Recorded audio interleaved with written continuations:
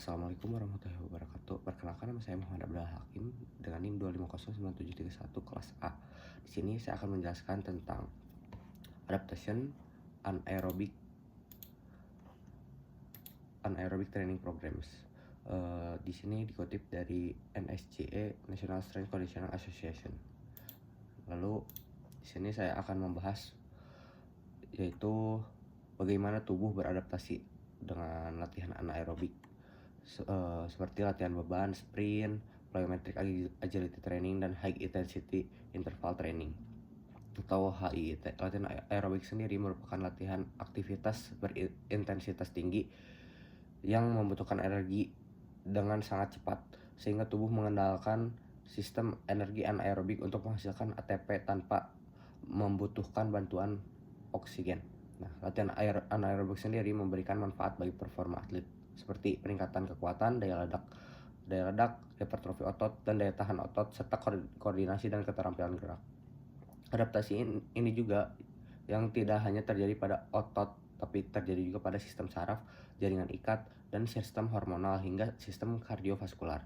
Nah, adaptasi yang pertama itu ada neural adaptation atau sistem adaptasi saraf. Nah, di sini pada sistem saraf gunanya yaitu menyinkronkan kerja bagian motor unit, meningkatkan kecepatan pengiriman impuls saraf, dan juga merekrut serabut otot. Akibatnya, atlet mampu menghasilkan gaya dan tenaga lebih besar meskipun ukuran otot belum banyak yang berubah, tapi adaptasi neural ini sangat penting untuk peningkatan kekuatan dan juga power. Selanjutnya ada adaptasi muscular adaptation atau adaptasi otot.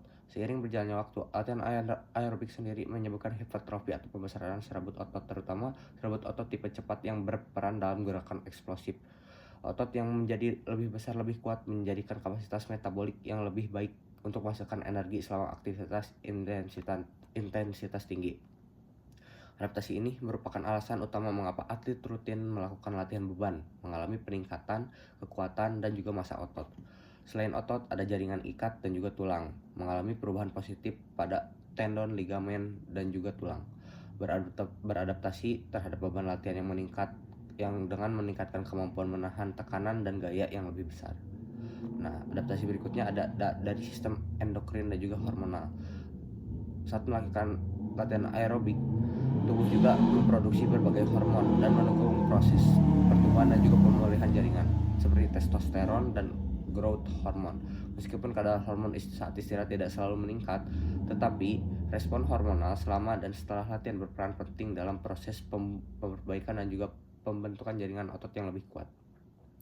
Latihan anaerobik sendiri berpengaruh juga pada sistem kardiovaskular dan juga pernapasan. Walaupun dampaknya tidak sebesar latihan aerobik, tetapi latihan anaerobik sendiri tetap meningkatkan kemampuan jantung dan juga sirkulasi dalam menghadapi tekanan selama aktivitas intensitas tinggi.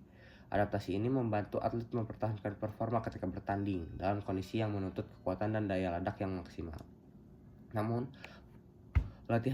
program latihan ini juga harus disusun dengan tepat. Jika volume intensitas meningkat terlalu cepat tanpa pemulihan, itu akan mengalami overtraining.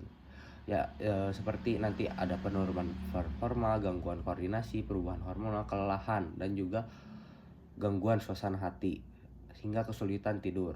Sebaliknya, jika latihannya dikurangi, nah itu akan menyebabkan di training itu penurunan kekuatan, ukuran otot, aktivitas saraf, dan performa. Nah, jadi kesimpulannya, kita harus tetap konsisten dalam program latihan tersebut. Harus disusun dengan tepat agar tidak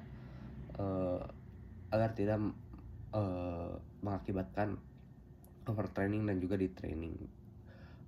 Program latihan juga harus sangat bergantung pada penerapan prinsip overload, spesifitas, dan variasi latihan serta pemulihan yang memadai agar manfaat latihan dapat dimaksimalkan.